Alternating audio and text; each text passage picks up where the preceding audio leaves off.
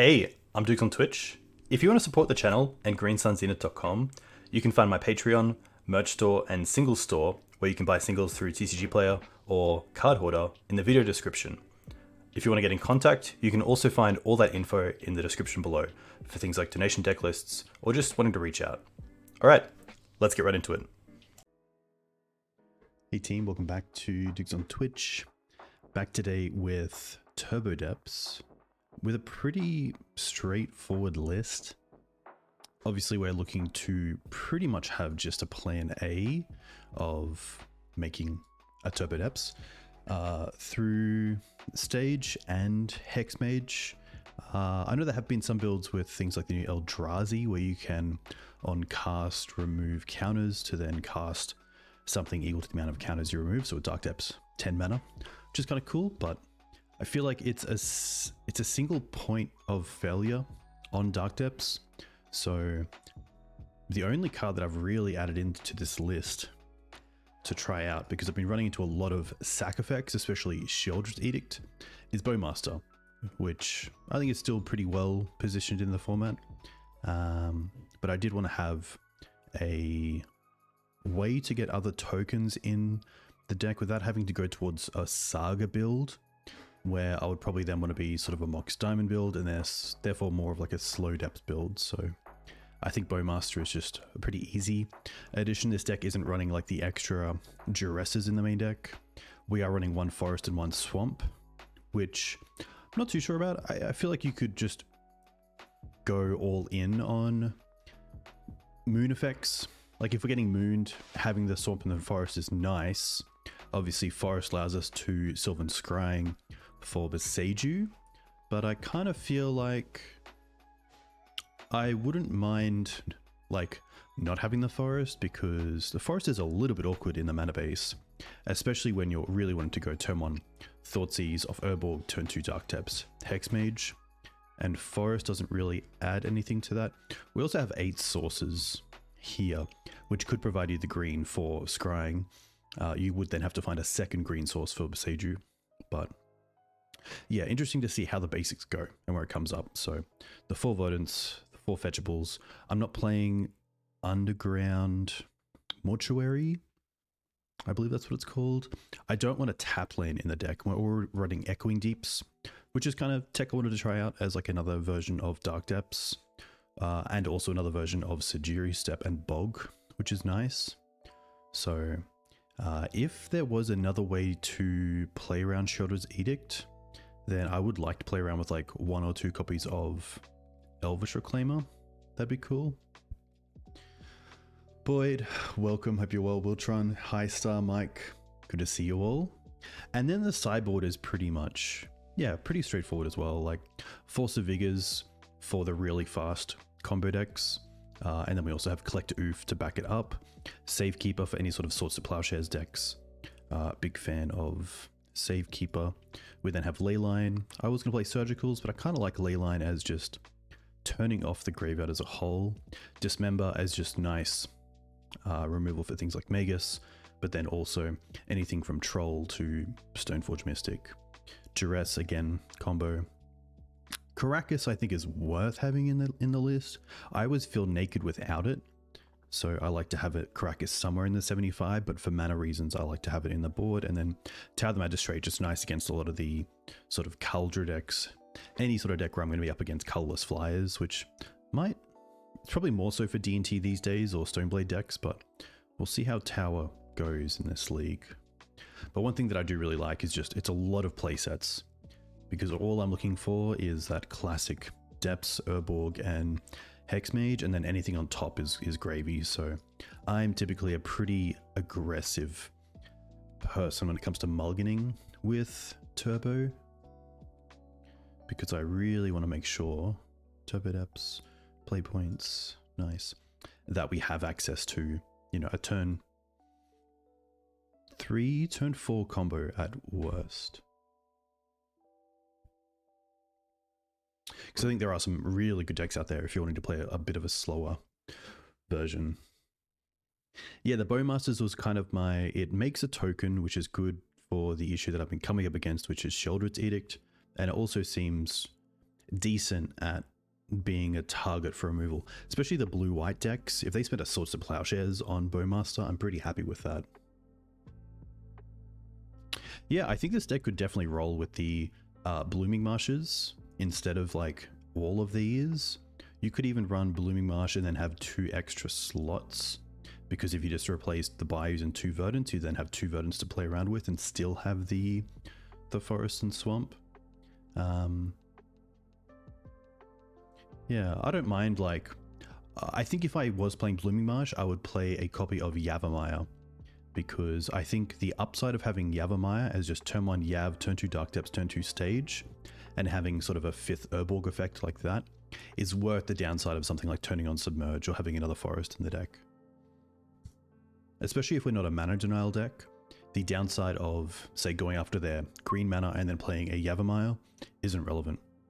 Where it might be the case in a deck like Green-White Depths, where you have Wastelands, Swords to Plowshares. Always feels a little bit odd if you're going after their green sources early on and then they play a Yav. I've done that against a 4-color version of Control, and they loamed the following turn. I was like, oh, there goes everything. There goes my plan. But yeah, I would say like the 3 Bowmasters are definitely flex. You could say the 4th versions of these are flex.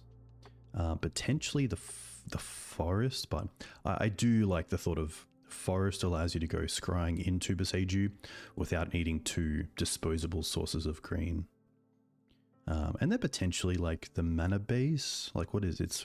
It's really 4 and 4. 4 fetchables, 4 fetches. I wasn't even sure if I wanted to play the extra Verdant Catacombs and just max out on Bayous. I also haven't been hating like main deck Veil of Summer. That card's pretty strong. Obviously against the blue-black decks, which we're facing a lot against. I was thinking Mindbreak Trap in the board for a lot of the combo decks running around, like the Necromancy, but hopefully Force does a decent job there. And then also turn 1 interaction like Duress. But, you know, on the draw, having Spirit Guide and Veil can sometimes be pretty clutch. But it does make sense to have probably more, like even cutting the Bowmaster, going down to 2 Bowmasters, or even cutting the Bowmasters and then relying on an actual like land that produces a fetch a token like Kahani Garden. You're gonna see it a lot more. Pretty easy mulligan here. It does have some nice setups. So we have Pithing Needle for Wasteland. We have 2 save effects, and we have the mana to be able to say crop or Sylvan Scrying into depths. But because we don't know that it's you know on top or 2 from the top or 3 from the top, pretty happy to throw this.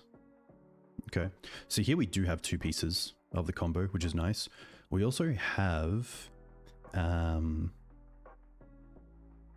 Urborg, which is nice. So if we were going to play this out, it's probably play Urborg, Spirit Guide, use Scrying to find depths, and that also just gives us the out of top decking Hexmage, play depths, play Hexmage, play Petal, hold up crop rotation for Sejiri Steppe. So I think here I'm actually going to bottom the Sejiri Steppe and keep the 2nd Spirit Guide.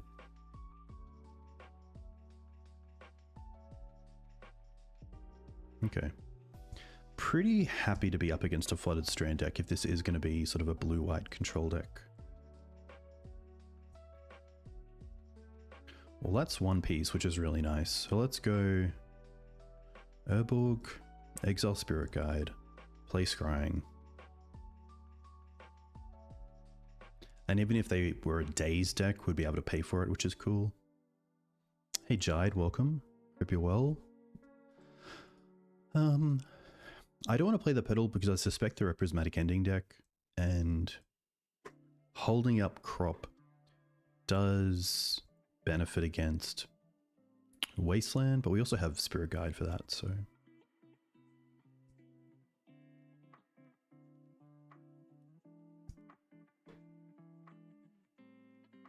Not of This World would be really nice to draw into, because crop itself isn't enough. There was also a world where we shouldn't have led on the Urborg. It should have been Stage, Spirit Guide, Scrying for Depths, and then next turn play Depths, play Petal, and then have open this extra mana to potentially catch them off guard. So maybe playing the Urborg was incorrect. Maybe that slows us down by a full turn. Unless we draw into exactly Depths. I did try out Talon, but I found that there were times where my opponent had multiple blockers of the same color, and so Steppe did a lot more there. And then Steppe also protecting from removal, like Swords to Plowshares, is really nice, without sort of taking a turn off you by exiling your own creature, or phasing out your own creature. Oh, we actually, if we play the Petal, now we can just hold up the combo as well.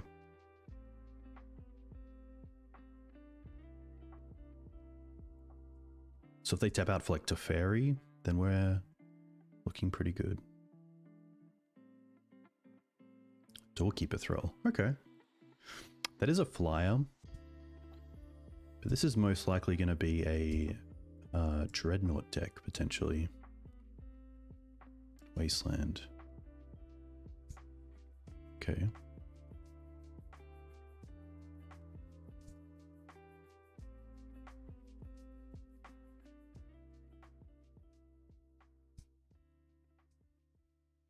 I don't want to do anything here. I'm happy just to take that. That's pretty cool. So here I will play Stage, and then I'll tap these two and play the Hexmage.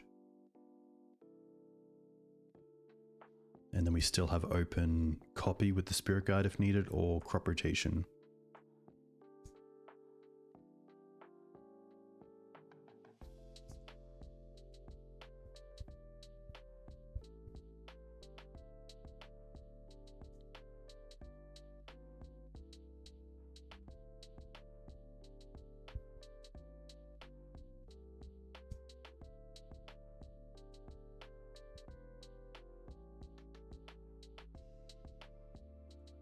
Probably also a Stifle deck, which is going to be tough. Second Wasteland's pretty good.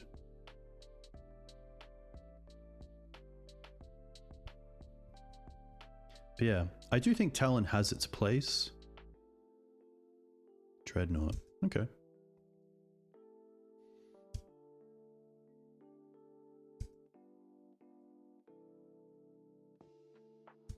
Three cards left.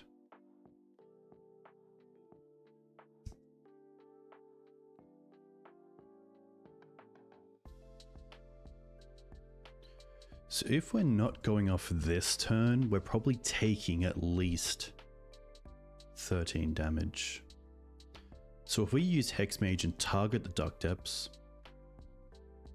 and then we also have Stage, we can't really beat Wasteland and Stifle anyway, so we might as well try here and start off with the Hexmage, because I believe if you do it the other way, it doesn't work as you probably want it to.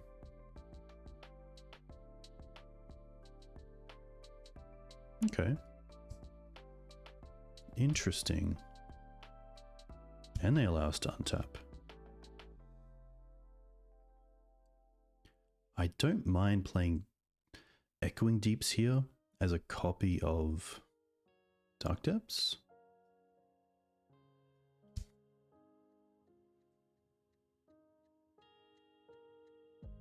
Interesting that they allowed us to untap and draw. So they're going to dress down here. Oh, Petty Theft.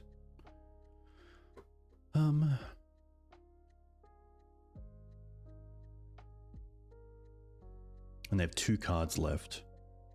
It has to be Force and blue card. We've played this for turn. So what if I guess if I float mana here, Spirit Guide, and then crop this, I can still make a 20/20. If oh no, I can't because of the Wasteland. Okay, that's actually pretty interesting.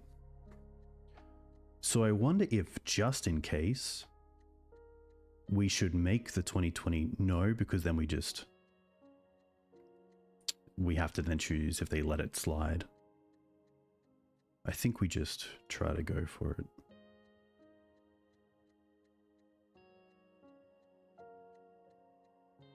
Okay. Wow. This will be pro blue.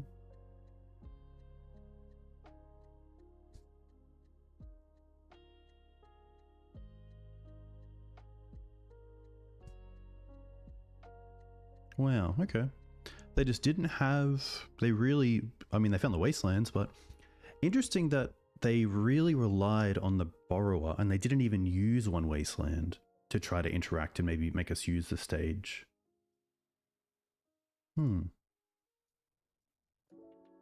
So here I really like Duress because we want to hit things like Stifle, we want to hit Swords to Plowshares. I don't think we need to even worry about the Dreadnoughts, just let them have it. I don't mind the Safekeepers. I don't think Orcish is where I want to be in this matchup, so that's a pretty good takeout. Duress doesn't hit Borrower, true, but we do have Safekeeper for that. And although it doesn't directly hit Borrower, it does hit things like Force, which allow us to have a bit more control over how we can react to Borrower. It's probably Bog. I could see that just being a straight switch. And if they do have some sort of interaction through like back to... I don't think that our back to basics looking at the mana base. I'm pretty happy just to have the Boseiju as an out to something if I need it. Hey Panda, welcome. Hope you're doing well. Hope it's not too cold up at the coast. So here we do have one piece for the combo. We have double protection. Our mana's pretty good. Opponent's gone to 6 cards. So this is like a tough one where it's like the hand looks decent and you can wait to draw one piece of the combo to know what you need to scrying for, but it's a tricky one.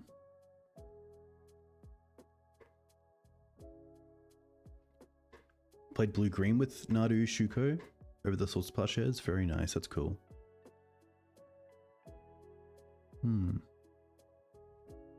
So like, if we are going to keep this hand, then we're going to go probably Urborg into Thoughtseize, and then turn 2 potentially play Safekeeper, but at that stage we're probably not saving it. So then we're probably scrying, which means we kind of have to draw into either Stage Depths, Crop, another scrying, or Hexmage, which is pretty high. That's like 20 cards. But I've lost a lot of matches to just not keeping a hand with the combo. But they also mulligan to 6, so they're a blue-white deck looking for answers. So potentially on the draw this is fine. I like to always keep a hand with both pieces, that's it, but I don't mind trying out hands just to see how that changes over time. Because it does have a bit of a plan. Opponent went to 5 cards. Can also play around days, which is nice in case we need to. But yeah, the tricky thing is there's so many sort of cards off the top of the deck that just don't do a whole lot and give our opponent more time to draw into answers. Yeah, see, like another petal is pretty much useless. But hopefully we can stop something like Stifle and... Yeah, okay. So they kept double swords. We have the Safekeeper down the line. So we're just going to take the Brainstorm here. And now that we know about the swords, they're a lot easier to play around.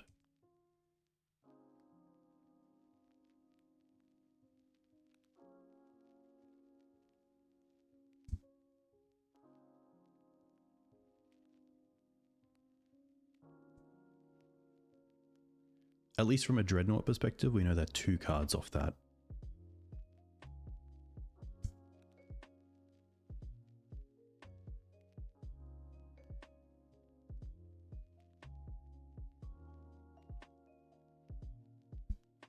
Play the plains.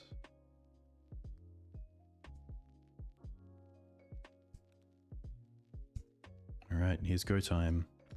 See, more protection. Not really what we're after. And again,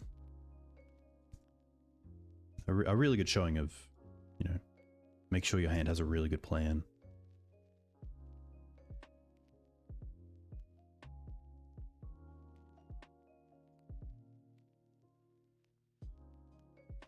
This is probably one of the rare situations where I wouldn't mind having the Surveil land over a land. Chose to not use Ponder's ability.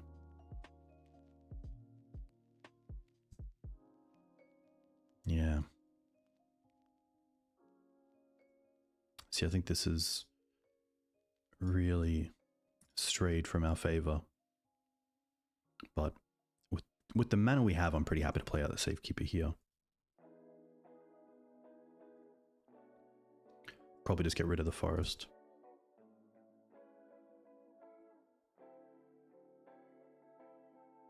They could also dress down end step.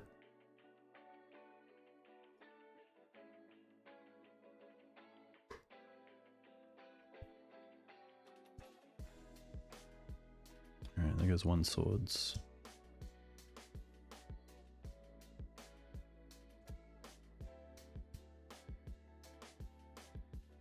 No land drop. Interesting.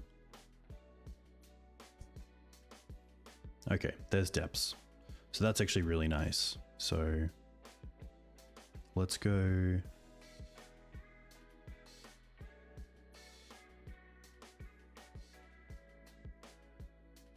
Play the depths. I guess that's actually incorrect. What I should have done is Sylvan Scrying for stage and then played out the petals and played the stage. Because if they have a wasteland, we can at least try to make the stage into a copy of the basic plains. I wouldn't want to fetch in case they have, I guess if they have Stifle, I'm not too unhappy with them hitting the Verdant, but I think their Scrying for stage first is better, as it plays around wasteland a little bit better.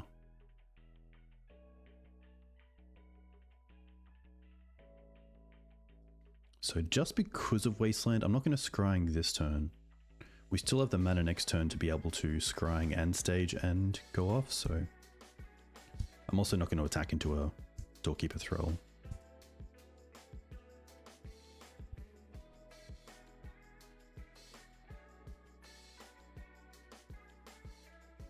Another swords. So you could say that they've already used 2 swords on the Safekeeper that I don't really care about it, but I also do. Like, if they're willing to go after it this way, that's fine. We still have just enough mana.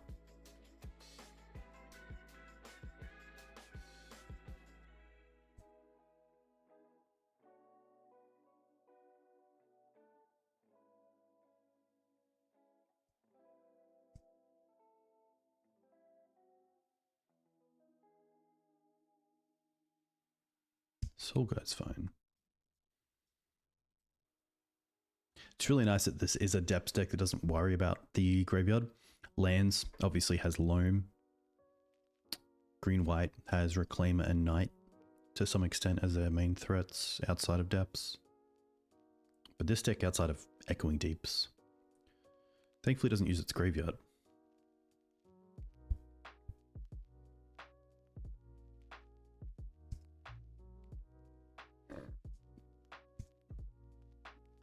Alright, they have 2 cards left.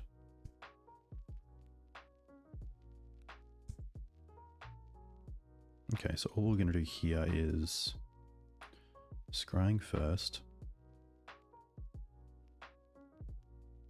Get stage. Play Petal. Play stage. And then in upkeep, make it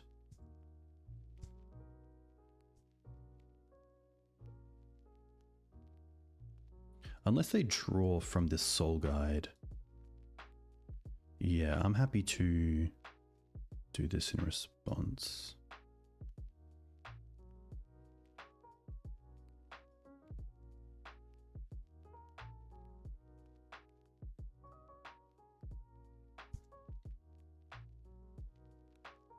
I mean, if they draw like Terminus, that would be pretty brutal, but I don't believe this is going to be a Terminus deck. And now we have 2 points of saving Marit, which is pretty sweet. Like one thing they could do here is try to remove the Safekeeper, we get rid of our 1 land and then go after the Marit Lage, but thankfully we have the Not of This World.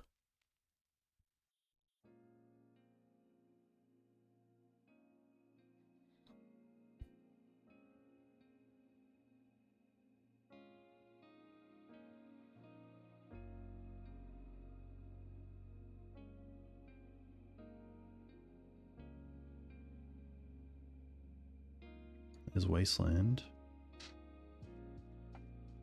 I think if they try to Wasteland us, I'll use Safekeeper to try to protect the Marit Lage to then see if they need to respond. Because if they only have sorcery speed effects... Ooh, dress down first. I think what I'm going to do here is respond with... Ah, no, because if I respond, then the Marit Lage loses Shroud anyway, so there's no point doing anything in response to dress down. But thankfully the Not of This World here should do something.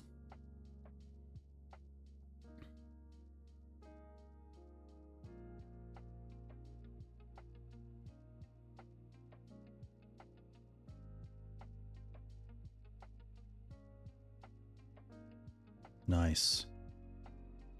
Wow, there we go. Very cool. It all lines up, but honestly that game was pretty shifty from our opening. Like, keep a hand with 1 piece, and then draw Petal, Forest, something else. Big reason why I really like going for a hand with just the combo.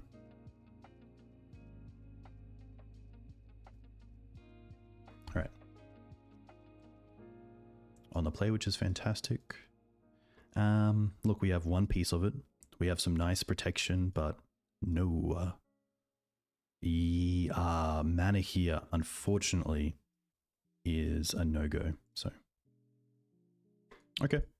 Here we go. We have protection, we have depths, we have a swamp, we have a crop with Sejiri Steppe. Oh, sorry, with Spirit Guide.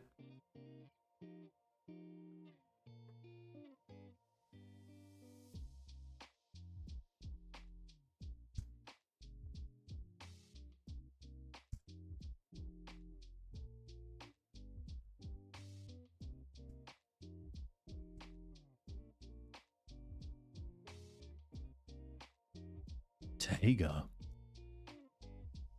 Ooh, Rhinos. Okay. When I think of Rhinos, I think of Brazen Burrower. I think of Force of Negation, so doing things in their turn is probably better. But here I just want to hit land drops. Needle. Needle doesn't hit a whole lot out of Rhinos outside of... It's really just fetch lands.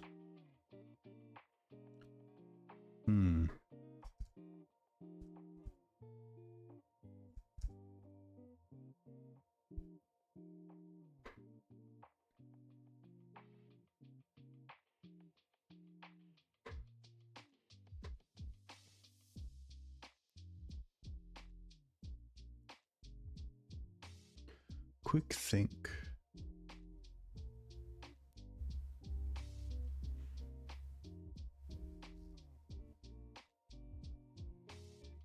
Yeah, honestly, I think it's just going to be going for probably Scalding Tarn. I would assume they probably play Scalding Tarn. It's either Scalding Tarn or Misty, but I can't want to go with Scalding Tarn.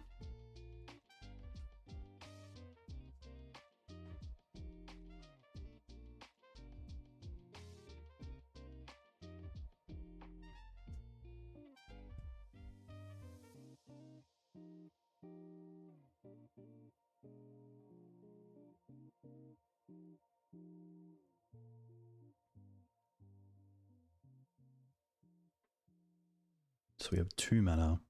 So we need 1 more mana, and we can crop and then have 2 mana for stage.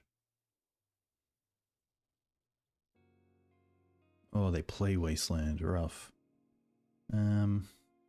Okay.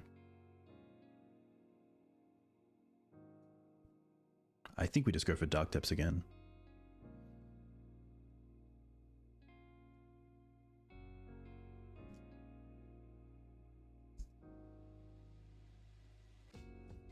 But yeah, maybe this is incorrect. Maybe it should be, what is the real likelihood that naming Scalding Tarn is going to have an effect on the game? And is that better in the than the off chance that they do play Wasteland? Okay. That does turn on a lot.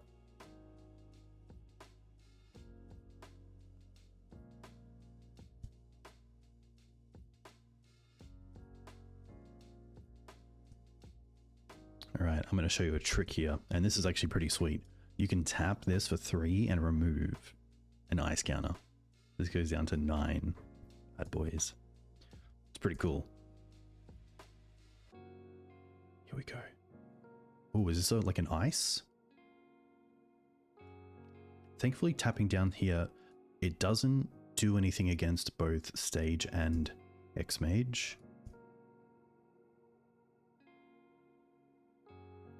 But obviously we need green mana for that Sylvan Scrying.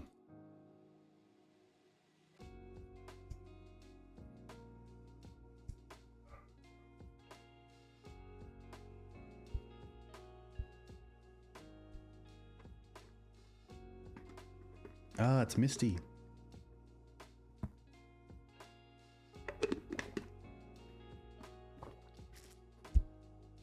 Cool. Okay. So now it kind of has to be. Okay. I haven't played against Rhinos in a long time. It has to be a hit here. It has to be. Take 10, and then we can block 1. I guess we get 1 more turn. And we might as well play this. Oh, does it matter? Because if we draw a green source next turn, we have to play the green source. And therefore we can't play Stage.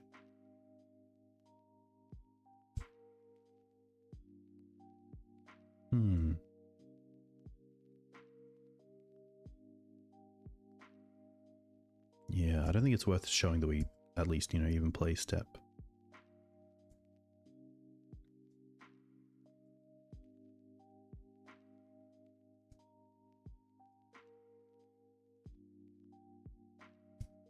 That changes things. Yeah. I thought we had 1 more turn. Okay. Honestly, not a whole lot here. Probably Blood Moon out of the board, I would suspect.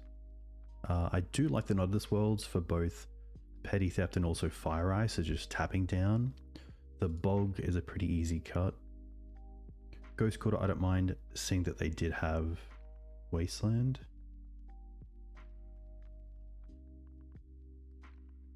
Thoughtseize, Crop. Bowmasters are probably not where I want to be. Duress, I don't mind. I think that's going to be it. Maybe Safekeeper? Have a think. Yeah, maybe Safekeeper's better than Duress.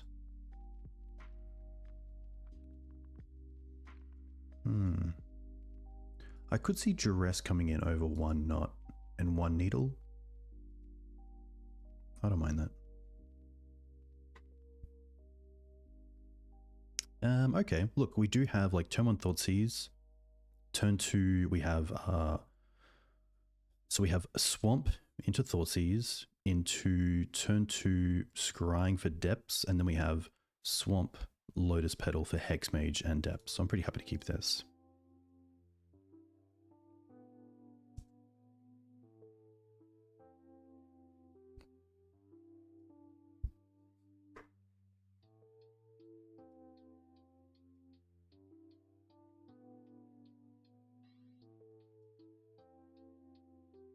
This also makes me feel that if I see a Hexmage, if a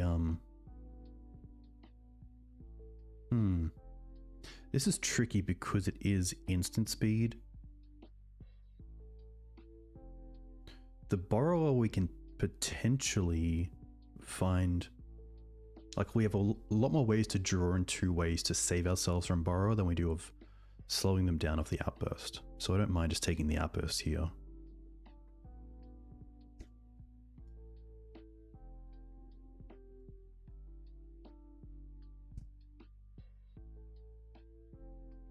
They don't have green mana though.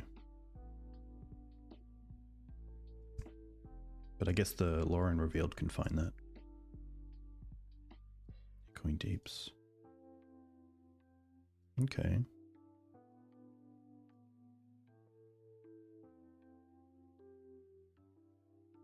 Go and find that depths.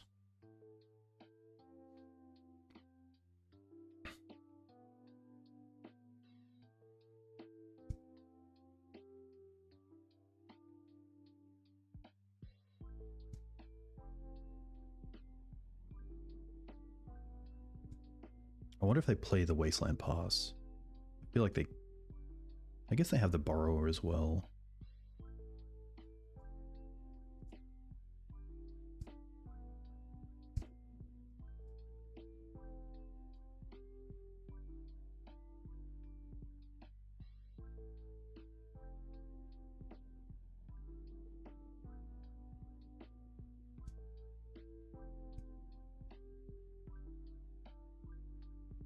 Okay. I wonder how many basics they run.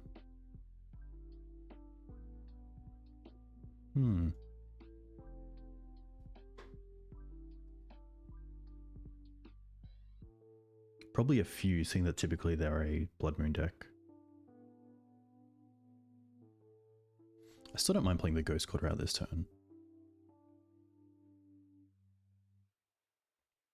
Then next turn, Petal Depths. Could play the Echoing Deeps as a copy of Verdant, but I kind of like having Echoing Deeps as potentially another copy of Depths in case we need it. Footfalls.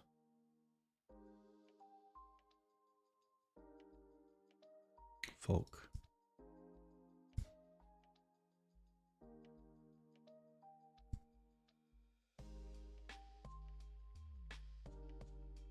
Okay. I don't mind just playing the Urborg now, and then just playing Hexmage out without depths.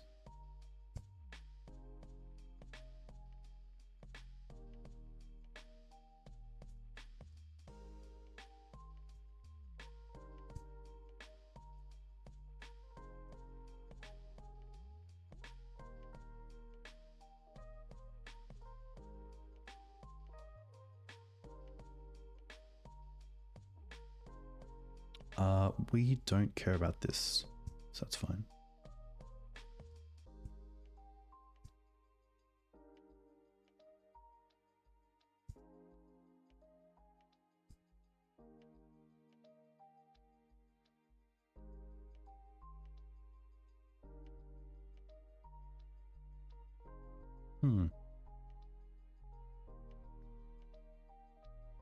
I don't mind playing depths here.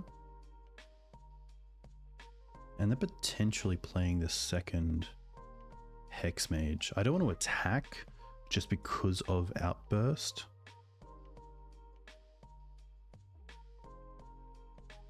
And to be fair, fire as well is a pretty brutal effect. So maybe I keep this Hexmage back with this Echoing Deeps.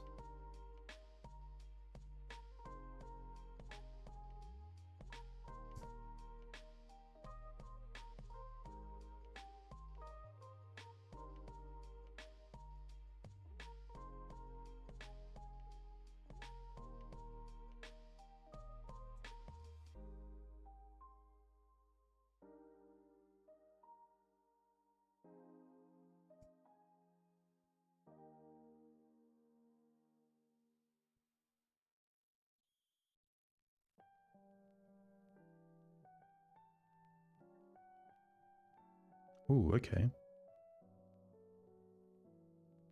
In that case...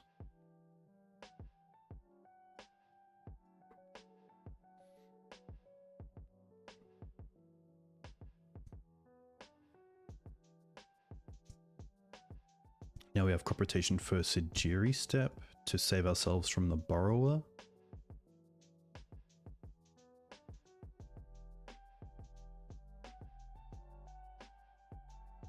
Well, they're just going to play it. Well, that's odd. Do I allow them to untap here?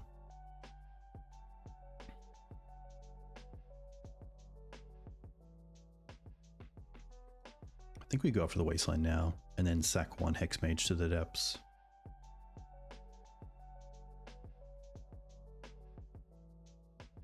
Interesting. I guess that makes sense because they kind of know we're probably going to go for it anyway. I will do it now.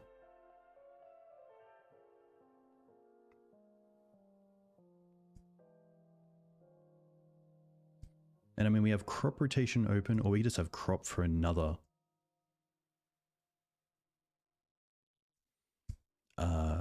Dark Depths.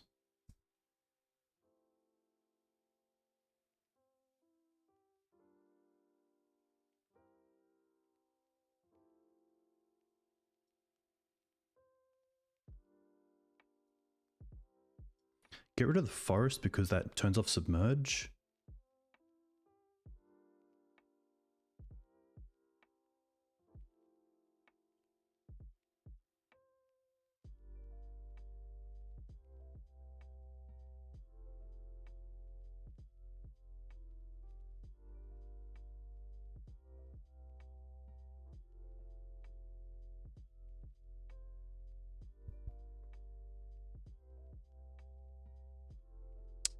Get Step.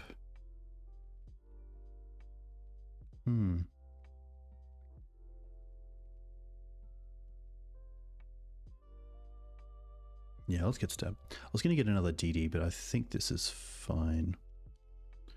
Pro Blue.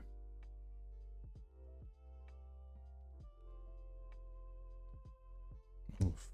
Yikes. 3 Brazen Borrowers.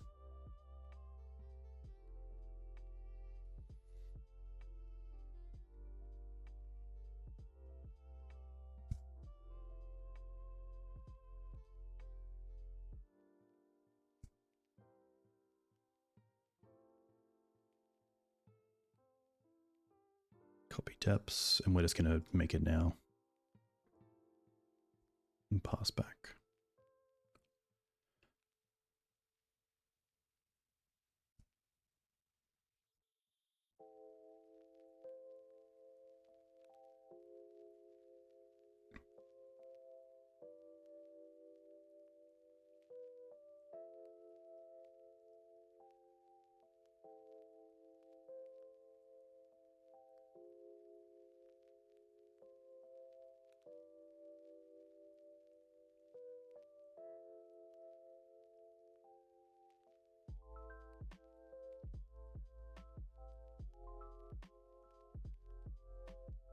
Pretty interesting. This is like I don't think like this is a reason to play Bowmasters, that it can take out the Borrower.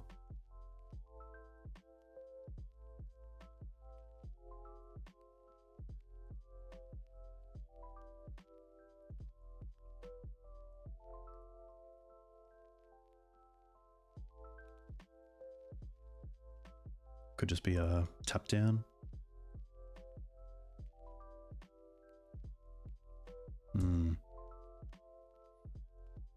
I think it's worth attacking here. Just trying to put them on a 2-turn clock. They can block with the Borrower. They attack us by 8 down to 6. Probably worth playing a land.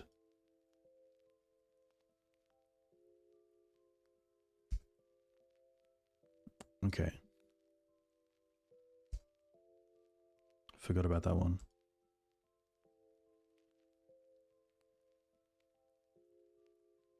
Oof. Okay.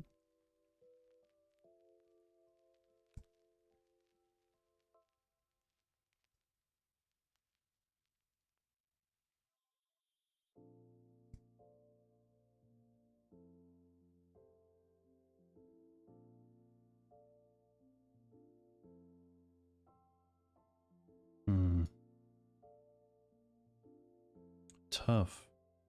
That's just it.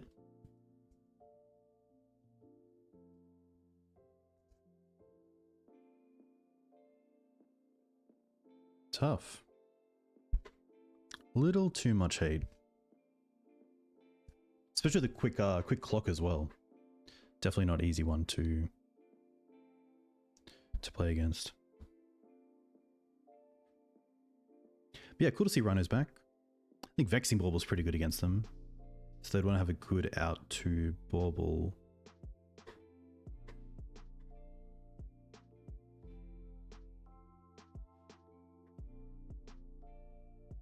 But yeah, potentially like Bauble wouldn't be too bad. Bauble stops our own petals and Not of This World, which I think is a little bit too tough. Again, like, has one piece of the combo, but not enough of the rest. Okay, this is pretty strong. Keeping this, probably just putting back the forest so that we have double black.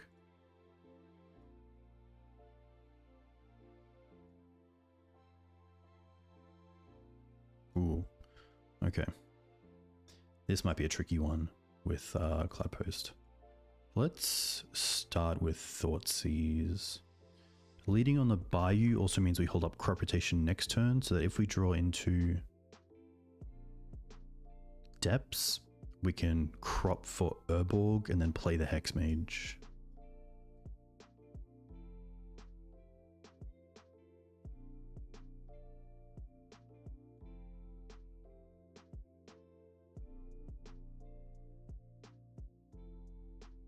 Is a Spirit Guide into something? Crop. Okay. Maybe getting the new land that turns like Urza's Tower online. Yeah.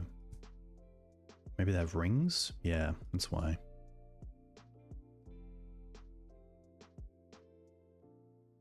Well, now they do have mana.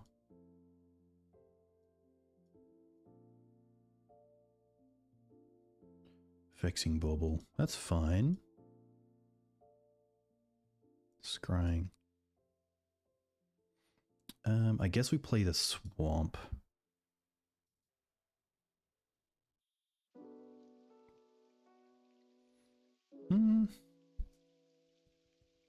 Honestly, maybe here we just play the Hexmage out and then hold up Crop.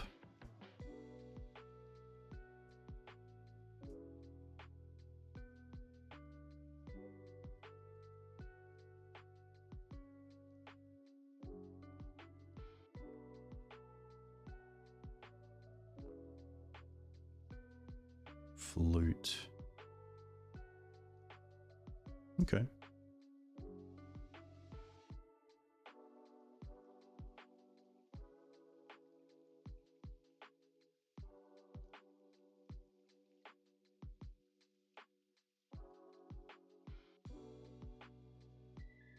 Wow, that's pretty sweet because that allows us to crop rotation, but also pay the 3.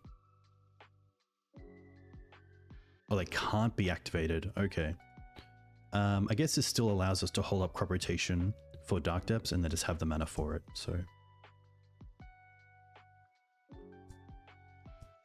Spirit Guide a really nice draw there because Lotus Petal wouldn't do it with the Vexing Bauble in play.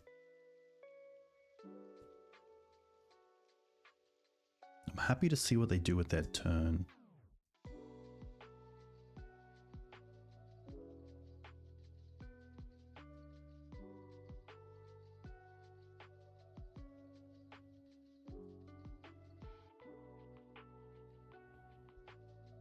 They could cash this in. With this amount of mana, I could see that definitely happening.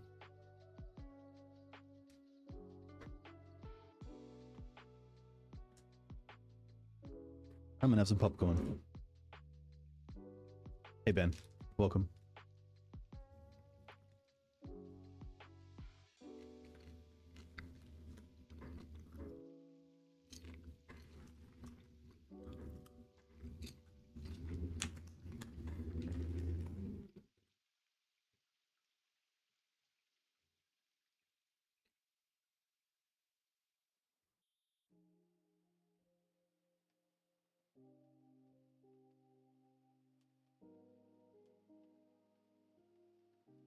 6 looks really cool. I will have to find some time to play it.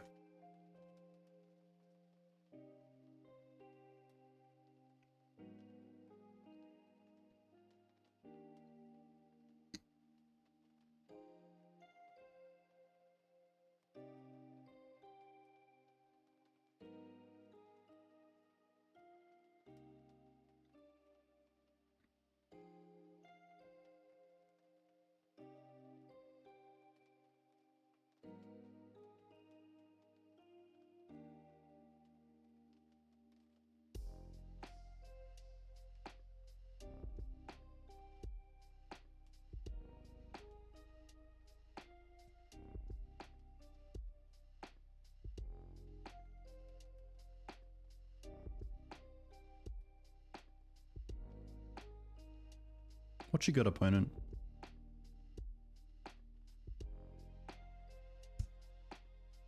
They're drawing now. Interesting.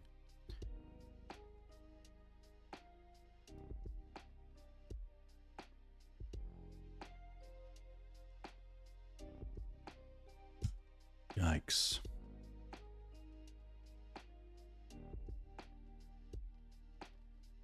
It's pretty good.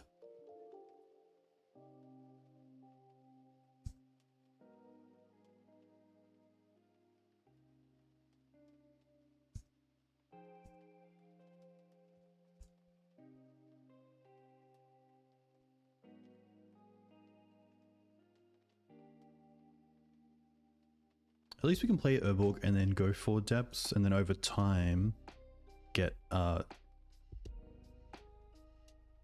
we can get Ghost Quarter with the other one.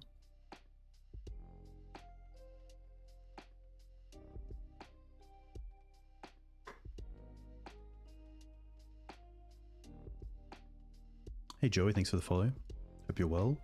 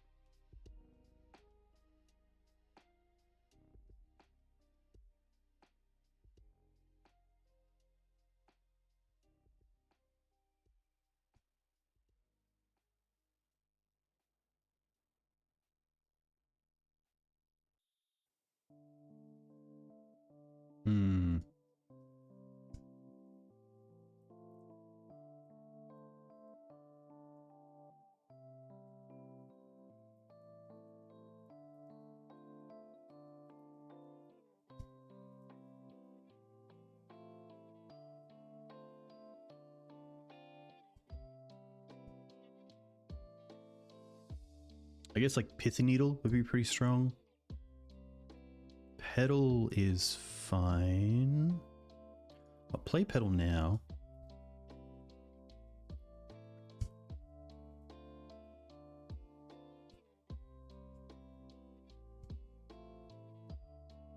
And then I think here we're just going to find Ghost Quarter off the Scrying.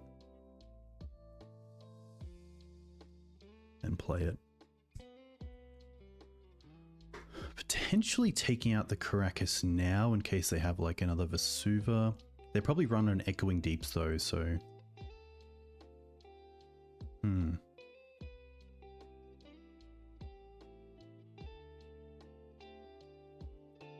Also I can't use the Hexmage, of course, because of the flu. It's not just like a pay X amount extra, it's just you can't. I could also take out this. But I don't think that's good enough. Maybe it is. Yeah.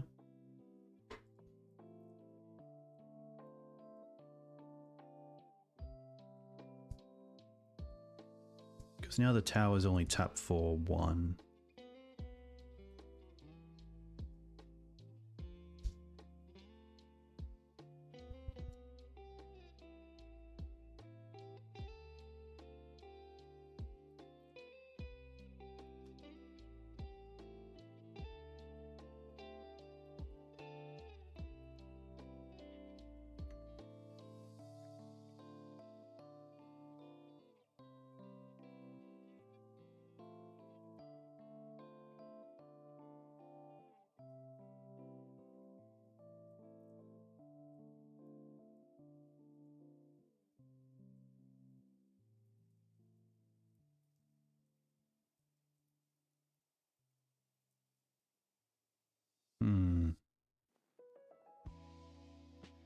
don't think we just have a great plan here.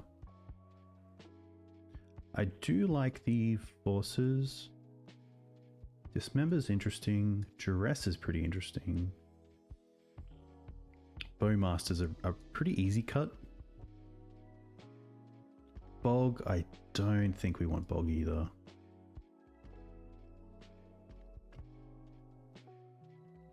If we have the needles for Karakas, potentially none of the worlds aren't needed. Are they playing like maps and stuff? Where is future?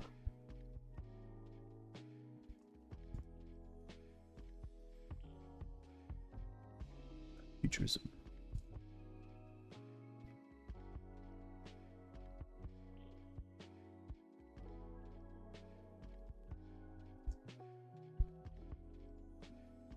Let's have a look.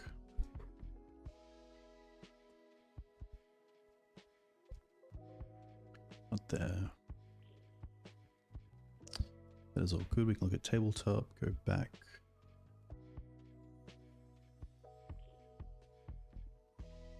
Legacy, and then look at the...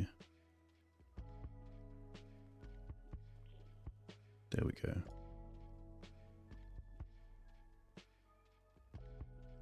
They do play the rings, so maybe it is worth playing.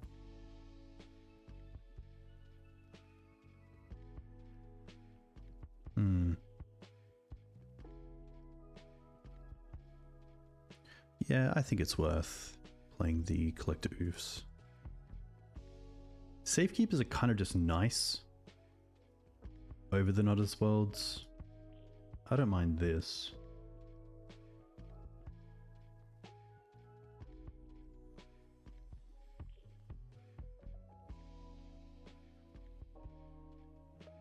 Yeah.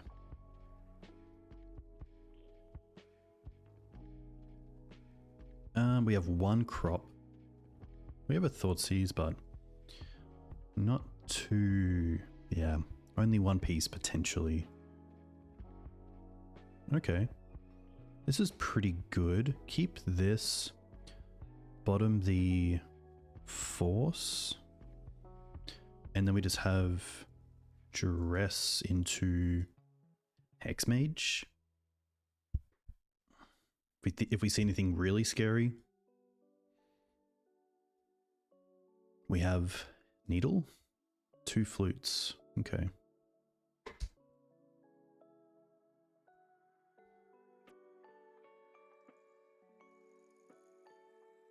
Forest.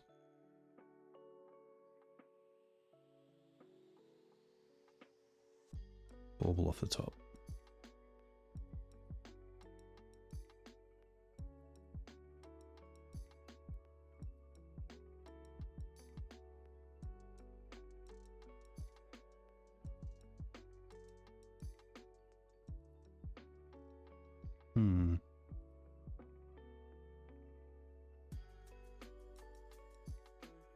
So what are the cards I'm really scared of? It's obviously crop rotation.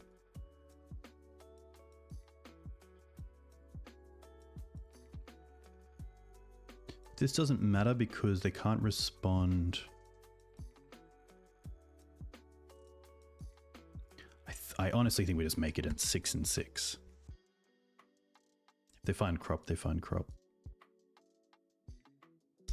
I know that like some decks run like a main deck Ghost Quarter or Wasteland, so I don't mind having like playing around that to some extent.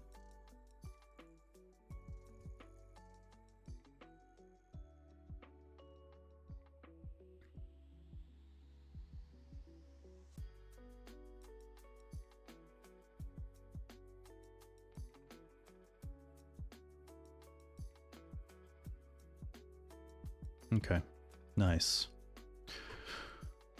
Very cool. Like if I am being that quick, maybe the Not of This Worlds are worth it. But then yeah, tricky. Like how good are the forces? I could go down on a force and bring in just a once, a Not of This World. But they did keep in the baubles, which is interesting. So maybe I just don't change a thing.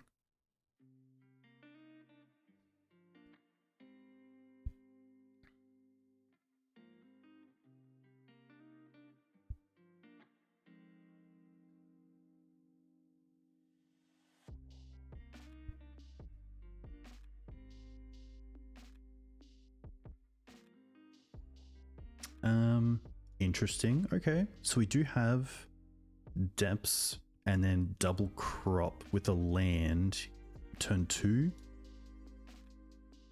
So I don't mind keeping this and seeing how it plays out.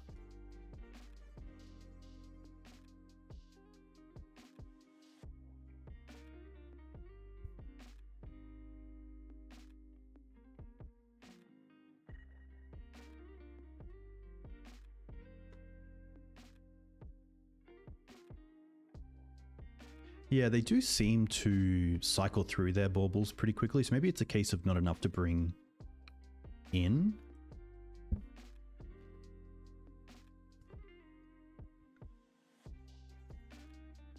I guess bauble also turns off force, so force isn't a great answer to vexing bauble if you're trying to do that. Wow.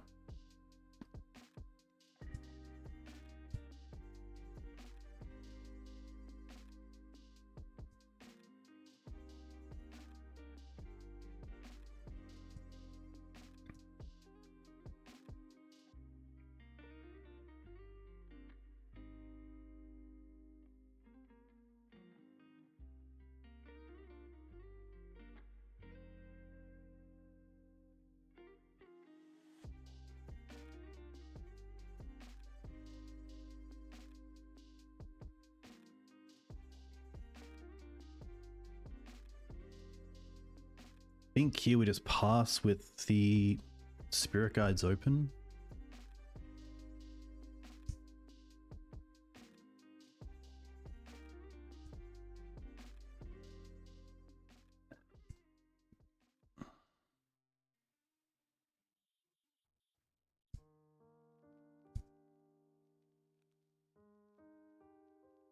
Oh, that's actually pretty good.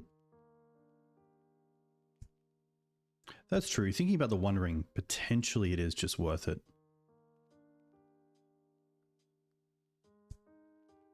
I think here I'm actually happy to untap and play the Needle on Karakas.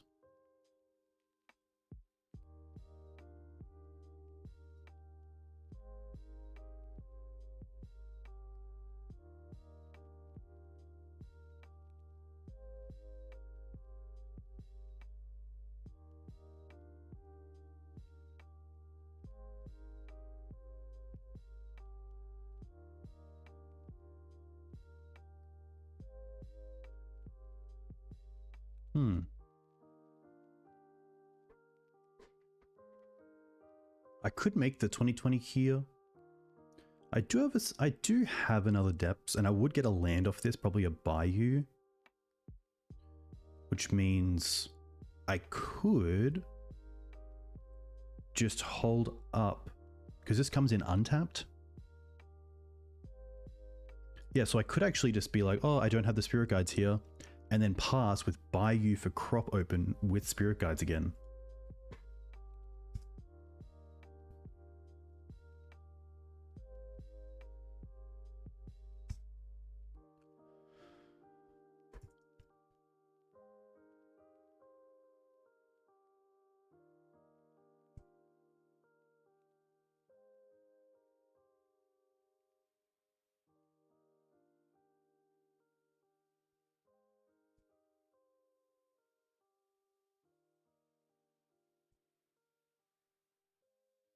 Really want to see them tap out.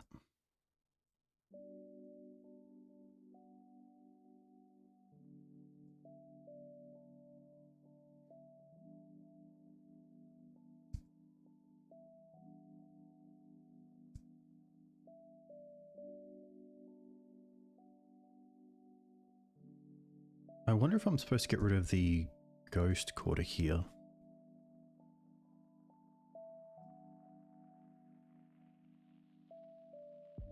Let's have another quick look. Decks, metagame, legacy, green. Like, do they run Mazavith? Wasteland, Karakas. Yeah, I think I'd rather have the colored source.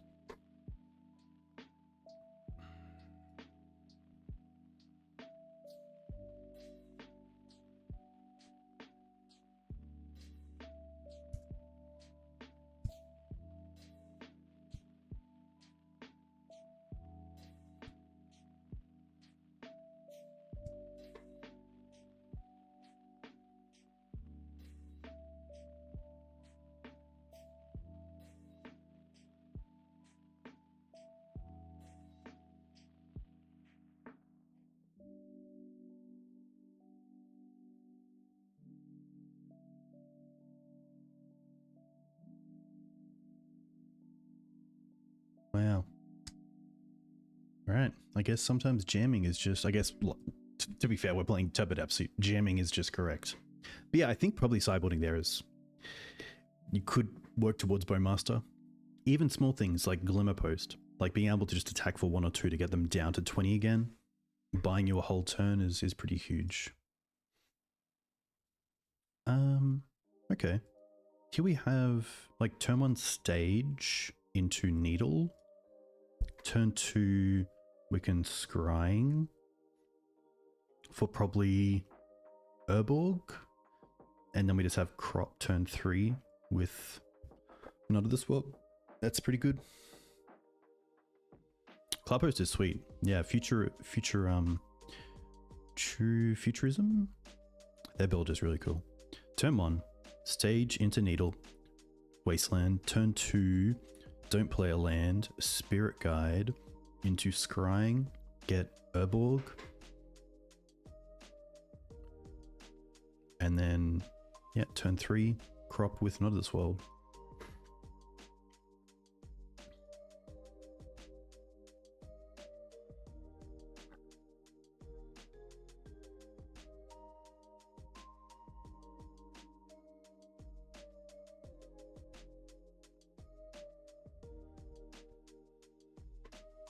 It's like one of those like picture stories where it shows pictures instead of words and you got to figure out the sentence.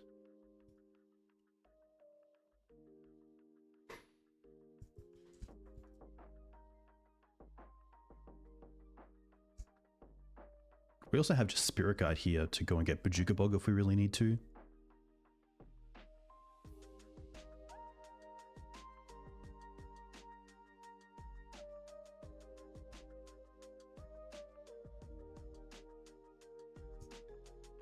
Okay. You get a 2/2. Thankfully they can't have days here, so I think we're pretty... This is actually pretty interesting. So I could use Spirit Guide to go for Scrying here, play Urborg, or I could just go Verdant Catacombs.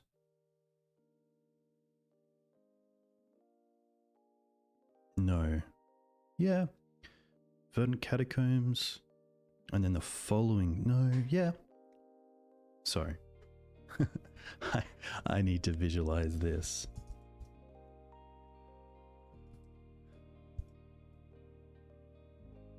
Alright. Let's get a little pen out. So if we go Verdant here and fetch for a Bayou, and then use Scrying to go and find Depths. The following turn we play Depths, and then we have this Bayou open to crop for Yav. Makes sense.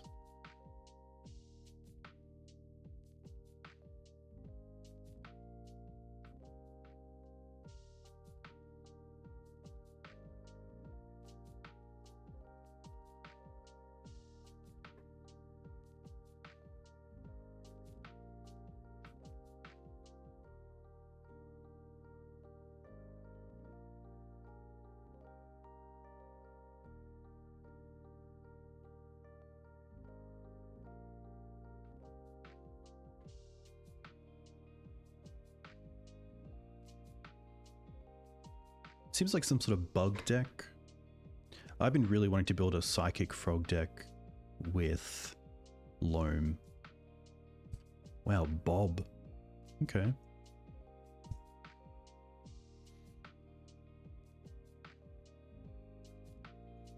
Probably want to find a Bowmaster against this deck.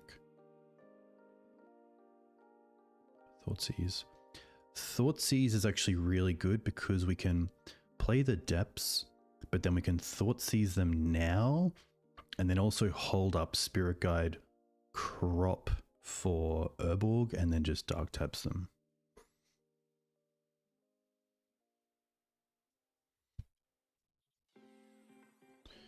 What do you got going on? Wow, okay. It's the trophy we care about here. The Witherbloom could potentially buy them some time.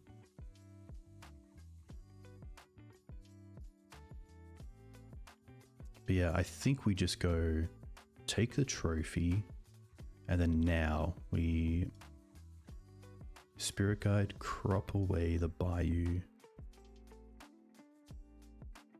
Go and get Urborg. Copy this. Keep this one. Nice, Ben. I will definitely open that tab. And then just hope. Alright, what do they reveal off the Bob? Misty. Okay, that's fine.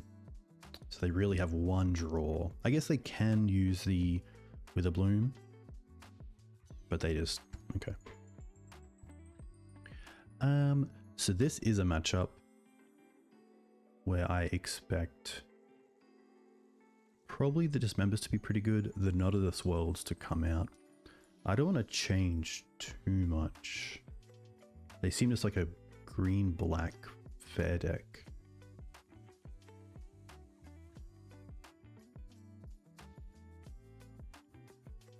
Maybe some Mana Needles. They're probably a Wasteland deck, especially with the statics. Let's just see how this goes with the two Dismembers.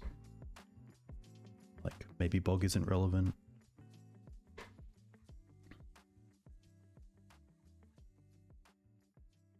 Okay.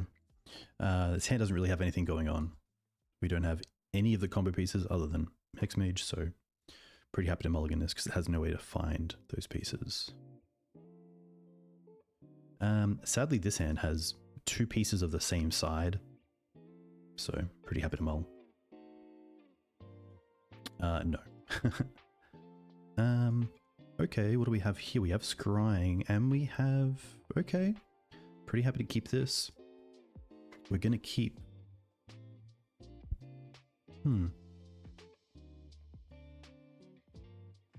Honestly, I think it's just keep turn 2...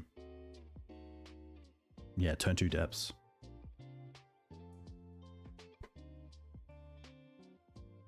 That's fair. Duress is probably better. When I think of them bouncing things, we didn't really see much. Okay, so here we get to go Urborg, Spirit Guide, Scrying, Depths. I won't play this out because we did see the Witherbloom command. But yeah, I think Duress makes a lot of sense over the Not of This Worlds. Like, I'm not really upset about bounce. Wow, aggressively going after. That makes me think they might have Witherbloom, but here we might just have Lotus Petal off the top to get there. No, but another Depths is actually kind of cool to see.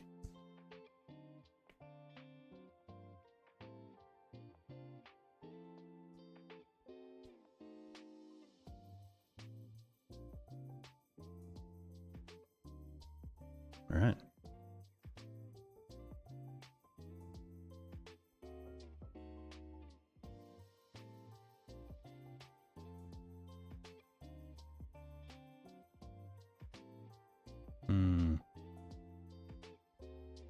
Okay.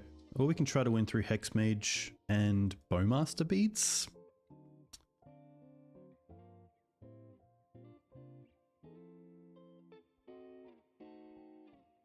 Or we just pack it in. Probably take a draw step and then pack it in.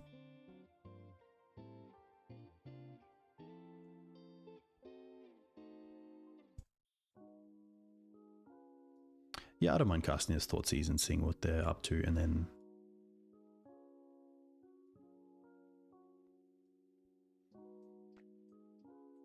yikes.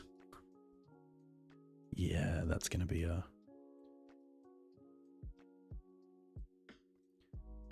so Not of This Worlds, Duresses. That's probably it. Like... yeah, I think that's going to be it.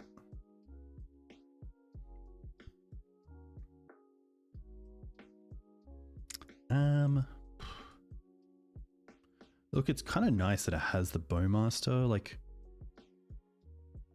but I think if we're going to try to play a mid-range plan, they're just going to win. So I think we have to just mulligan to a hand like this. Decent.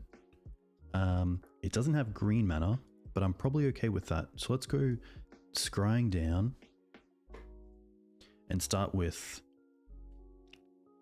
This is a little bit tricky. If they have a wasteland, I can kind of play around it by holding up crop, but the best play is probably Urborg, because then if we draw into a green source, we just have make it. So I think the upside of Urborg is just too good here. Okay, there's the Sheoldred's Edict, which I'm probably more worried about than the Sinkhole. They're playing Mongoose? Okay.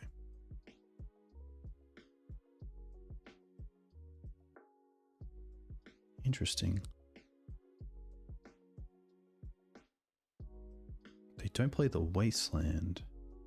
It gives us some good outs. We have Petals, Spirit Guides, and green sources.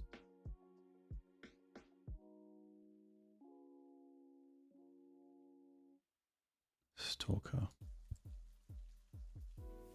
Nice.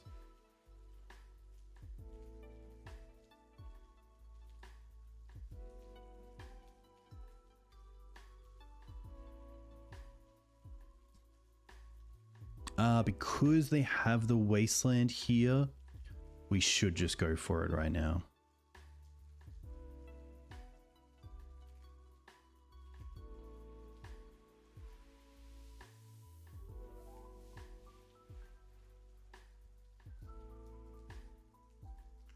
Just hope.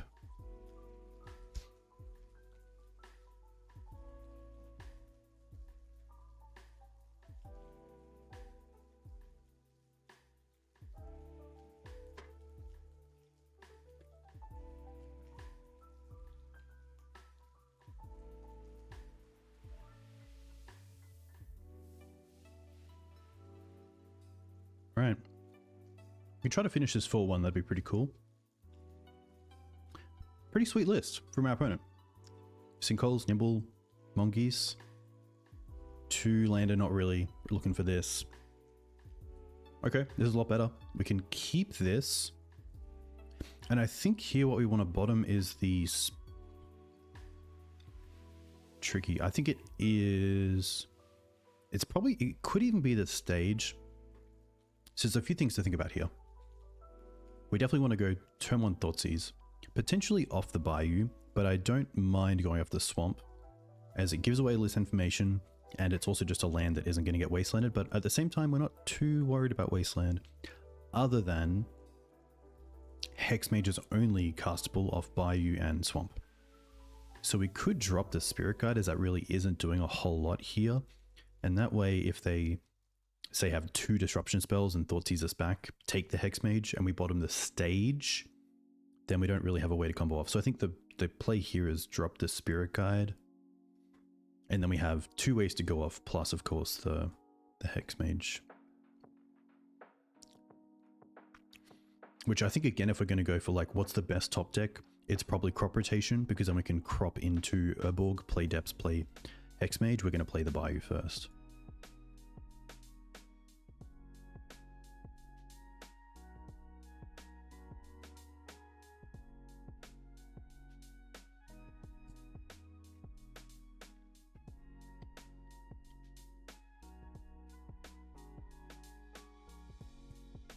Ooh, okay. Another Cloudpost deck. Well, thankfully here the flute is the only thing we can take. But they don't have too much going on other than mana, which obviously is a pretty good thing for them. But like Cloudpost, that's fine. Urborg.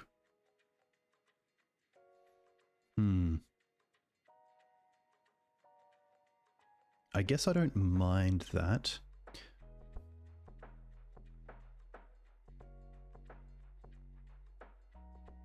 Yeah, I think it's just Urborg this turn. Play out the Hexmage. And then if they use another flute on the Hexmage, we have the stage back up.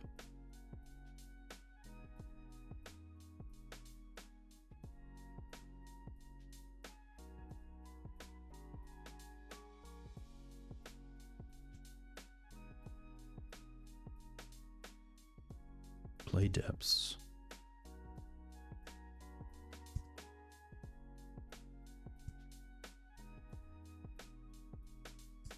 And then I am going to wait all of any land on the battlefield. Maybe not.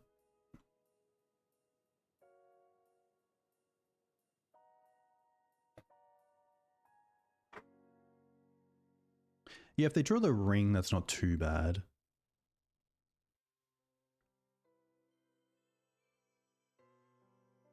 Like, it does buy them a bit of time, but it buys us a little bit of time.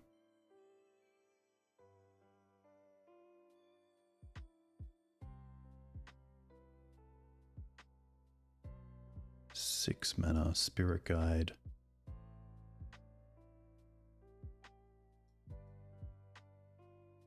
Spawn.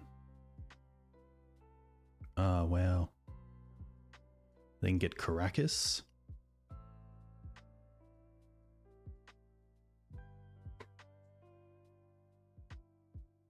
Yeah. Yeah. Tough. But we went for it, so not too much we can do there. I like the Duresses.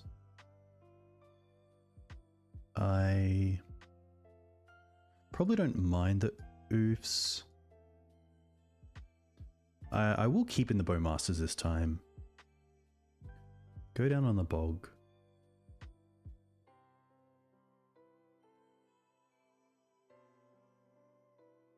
I might just go down to 2. And then 2. Because the needles are going to do a lot of work, I think. I guess Sejiri Steppe doesn't really have a play here. So potentially the extra creature and something like Safekeeper isn't too bad.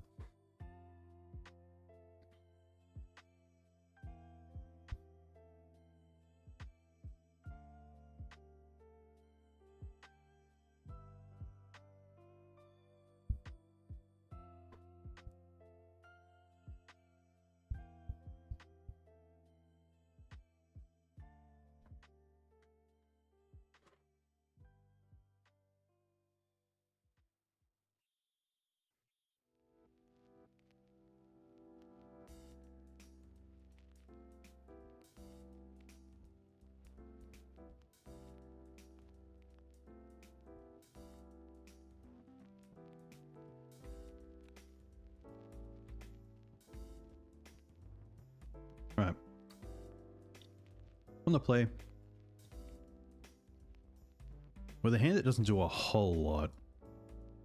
Like, this is a very slow hand, so although we have hand disruption, we don't have a great clock to follow it up with. This does have one piece of the combo. And stage. We'll keep this. And then I think we're just bottoming the Bayou.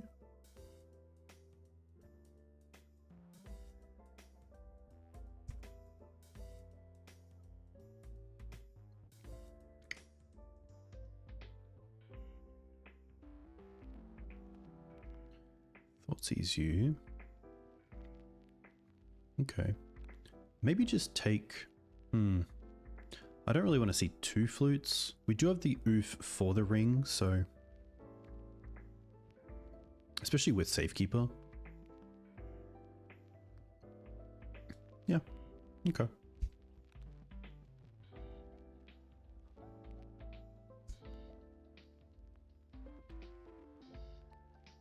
Play a forest. That's actually really nice because now if they play the flute, they don't know about stage.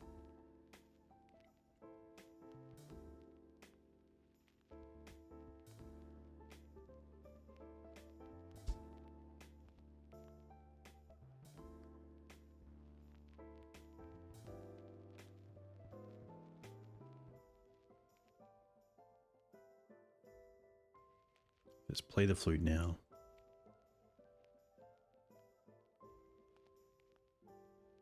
Hexmage. Cool.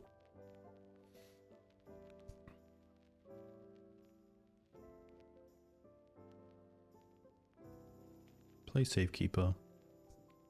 Attack for 2. and then Scrying for Dark Depths.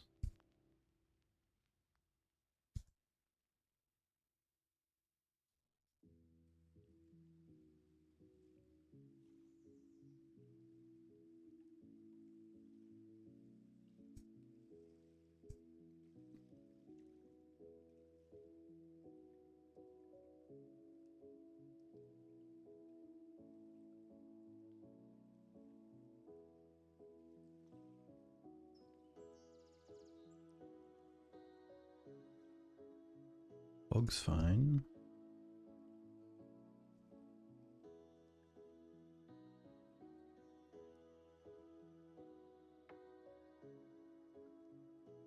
Yeah, that's a really good point, especially against things like Needle, being able to activate Thespian stage in response naming Forest.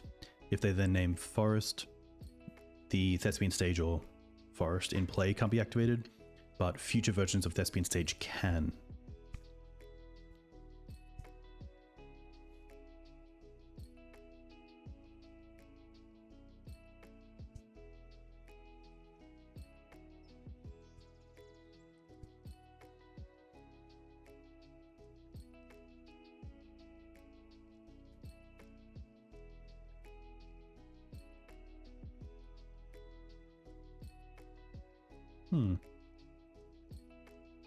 I think in response I'm okay with, like, if they get a Wasteland, they usually run one Wasteland in these new lists.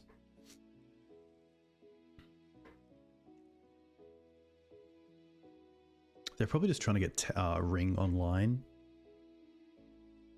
but I don't mind, just in case.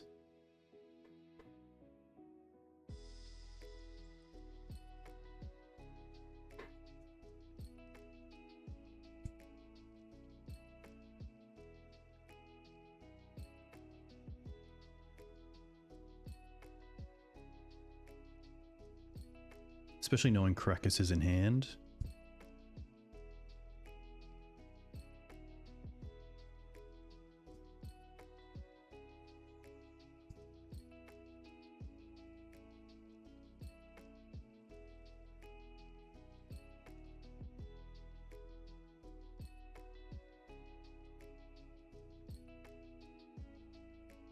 I also don't want to play out this depths in case they have their own stage.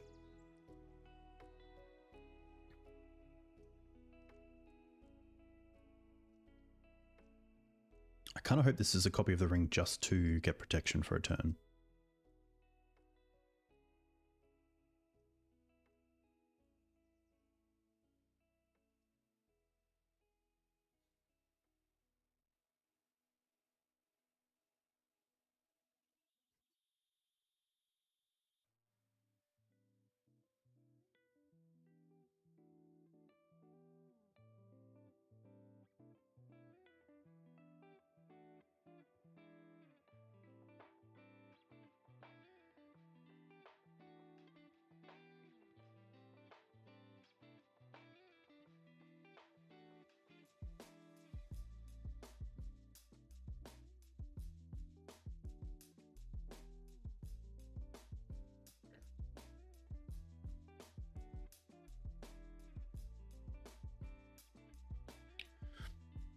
They should always have a way to hardcast, I believe.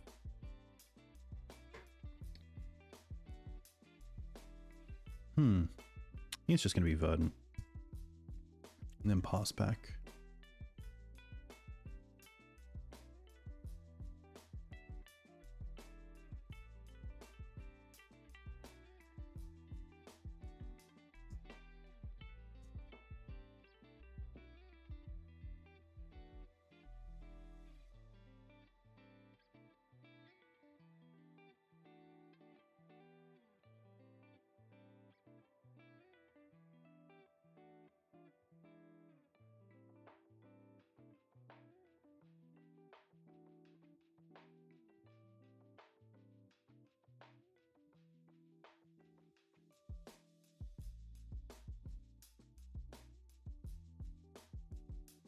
Okay. I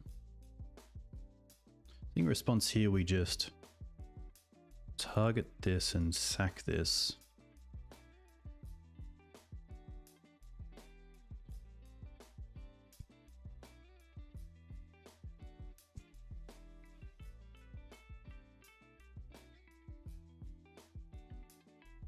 Could be Glacial Chasm.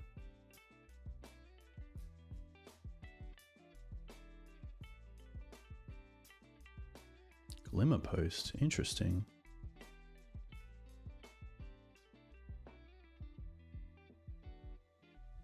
Didn't see that coming.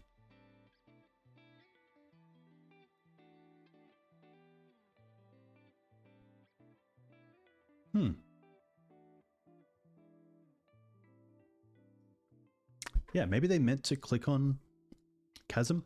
I think because of Safekeeper actually playing a pretty massive role, especially in protecting Collector Ouphe, that I kind of want to have Force of Vigors for the flutes, in case they go flute into removal or flute into Karakas.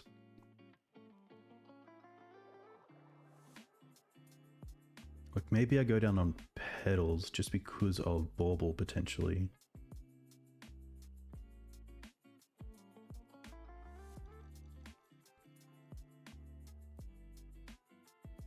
Yeah, I don't mind this. Legacy's pretty sweet. I've been really enjoying it. I've only played a few different decks, Nadu being the main one, which I really like. So I think you can build it into a pretty cool mid-range deck that has kind of like the combo finish of Nadu. But it's, yeah, it's cool to see a lot of different cards being used, like Futurism coming out with a completely new take on Cloud Post with new cards is really, really cool. I don't like this hand because it's a lot of mana. It's one piece of the combo with one piece of interaction. Not really doing a whole lot. Okay, a lot better. Keep this. And I think here, it's going to be getting rid of the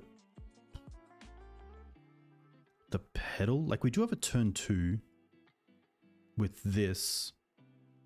But I kind of want to go like Verdant into Bayou into Duress. And then we want to have the combo with a crop rotation for like Urborg to go off a turn earlier. So we will keep it. I think just in case we draw a Hexmage, we want to keep the Petal over the Spirit Guide. I don't think we have the luxury of keeping both to try to go for like a turn 2. Unless we bottom the crop. No, but then we... yeah, because if we're going with Duress turn 1, then it's turn 2, turn 3, attack turn 4.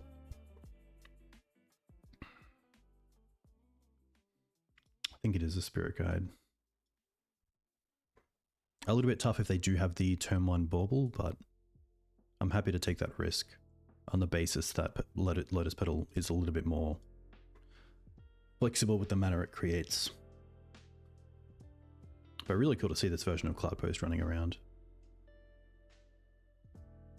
Nice. That's the thing about this deck as well, like the appeal of playing Cloud Post turn 1 means you're not playing a turn 1 spell because it comes in tapped, which means that you're not Baubling.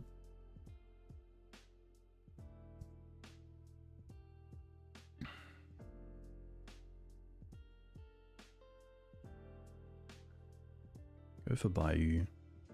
Go for Duress. Dismember and Crop. Okay. Funnily enough, if they stay on 20 mana or 20 life, I guess they have the Glimmer Post to go above.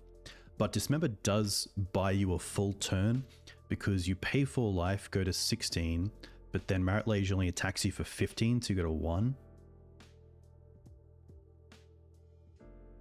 I will play this. And then pass back.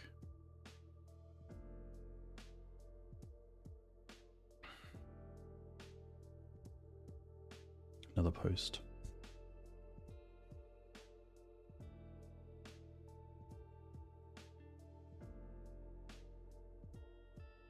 That's pretty cool.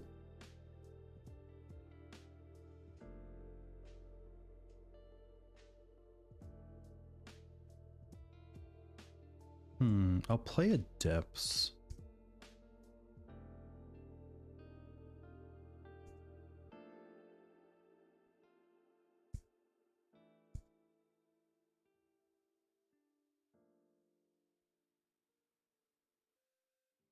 There's Glimmer.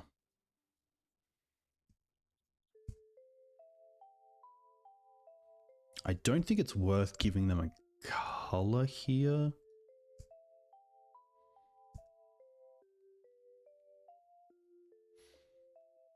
Bowmasters is cool.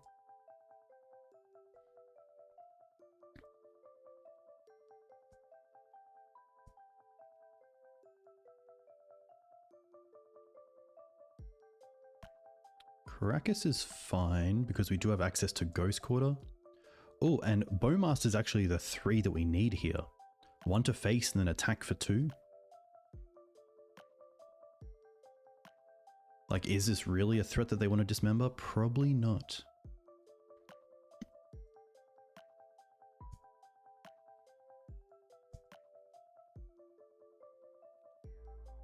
That's pretty cool.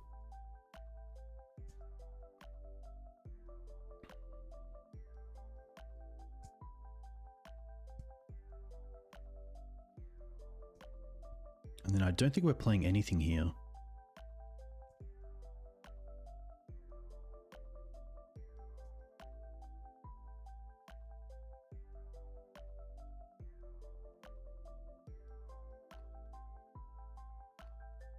What basics do I play in paper? I'm a big fan. Khan changes things a little bit.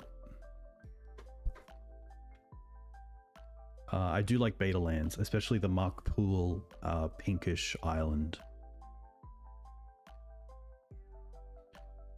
1, 2, 3, 4.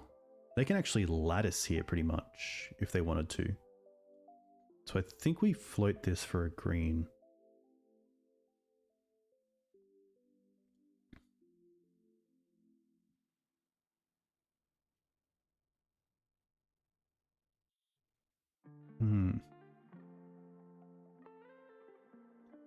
Yeah. And then see what they get.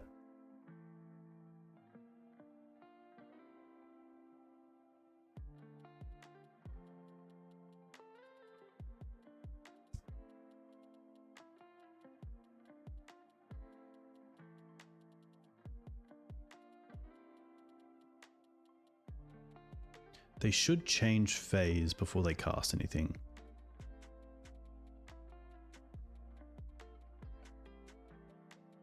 They're just going to go for lattice.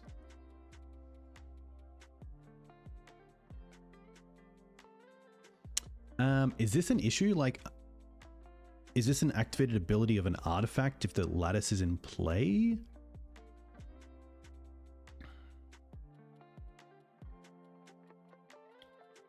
I could also float crop for Ghost Quarter the Karakas, and then go off. As adjusting, yeah. Crop this away.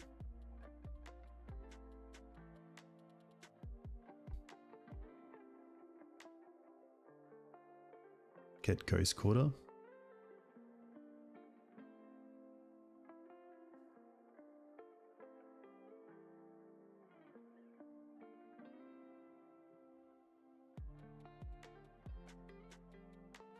Ghost Quarter Karakas.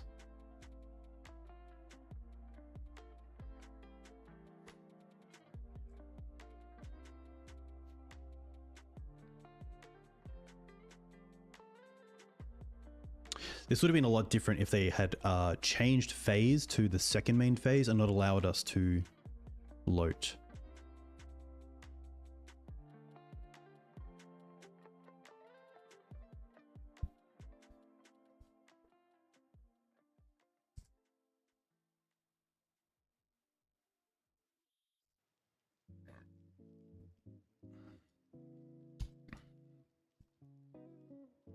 That's pretty cool.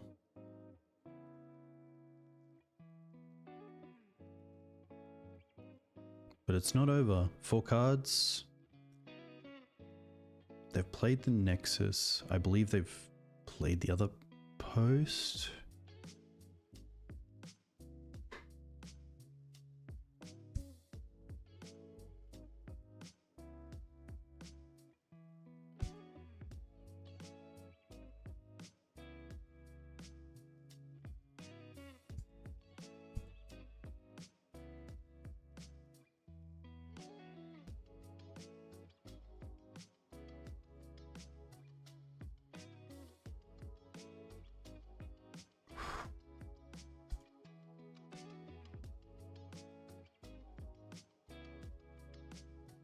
Nice.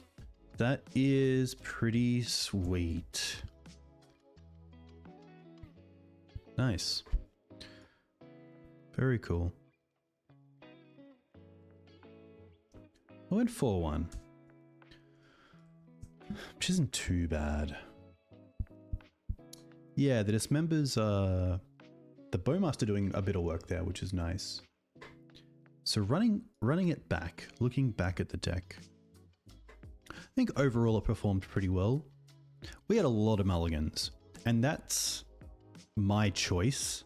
Like, my choice is to mulligan quite aggressively to the plan of Dark Depths. So I think it's a great showing of the deck to have so many mulligans and still perform pretty well. And I think that's because the biggest learning of Turbo, in my experience, is that it's all about card quality, not card quantity. Because some random 7, I would much rather have a 3 that's like Urborg, Dark Depths, and Hexmage. And then you think of, like, you know, if you mull to 4 and you have the Needle for Wasteland, maybe you have the Thoughtseize for a Borrower. The deck just does really well if you, yeah, give it a bit of a, be pretty harsh with the keeps. So yeah, overall pretty sweet. I do like cards like Collector Ouphe because they're kind of like a meddling mage for a lot of different cards in fast combo. Obviously they hit your own petals, but that's just, you know, the benefits of Ouphe there are so much. The benefits of Ouphe outweigh the downside of turning off petal. I did want to play potentially like Mindbreak Trap or another Force of Vigor for the Necro decks as they're being tested out, but I think that's fine. You'll see a lot of my board is pretty much either free or 1 mana, with Ouphe being the only 2 mana spell. Leyline obviously turn 0, Force of Vigor whenever you want, Duress, Karakas, Tower. So yeah, honestly, the deck was pretty sweet. I do sometimes wish for some sort of card advantage engine like a Sylvan Library. And the reason that I like Library is that Bowmaster isn't great against us, and we can turn 1 it, and we typically are beating our opponents before the life matters. So that's pretty tricky. The Bowmasters we didn't really see until the very last match of the very last game. So it's tricky because you do have some other cards which do just help in the same manner, like Carney Garden, I think it is. Let's do a quick search for Garden. There's going to be a lot with Garden, isn't it? Here we go. Like Saga is another one, but Saga is one that goes down to Wasteland, which I'm not a big fan of. And I feel like with Saga, you got to kind of build around it, whereas something like Kahani Garden, ETB comes in taps for a green, but when it comes in, you get a 0/1 green plant creature token, which is obviously another X1 like Bowmaster. So both tokens do die to opposing Bowmasters, but I think having this sort of effect in the deck is pretty good. And I think Bowmaster by itself is just, you know, as I said, against the blue-white control decks, having a Swords to Plowshares go after the Bowmaster is pretty sweet in a deck where you really want to make your opponent run out of answers to Dark Depths pretty early on. So, yes, that's it. I'm going to go enjoy my weekend. Hope you all enjoyed this. I'll be back hopefully tomorrow night. I have a pretty sweet deck from Casey Gregor that I want to put through a league, which is kind of a Maverick style deck, which would be pretty cool. But a big thank you to you for coming and watching. For the new followers, always appreciate you. If you guys want to find me, you can find me here on Twitter, on YouTube, and of course at the Discord. I really appreciate those as well in chat, who are always active and lively. It's always nice to maybe have a play and, you know, have a different opinions on how I could have gone about it, because I think, especially with a deck like Depths where every turn matters, being questioned is a big part of Magic, and I think is a really good way to learn, because sometimes I might think of a reason to do a play and then get questioned on it and be like, wait a second, that actually makes no logical sense. I should have gone with this other play. So very much appreciate it. I'm going to quickly see who else is streaming. I'm trying to think of the deck that we went down to. Rhinos. That's right. All right. Punishing Waterfalls is playing, which is cool. So I'm going to send you over there. But yeah, enjoy your weekends. Stay safe, and I'll catch you all soon.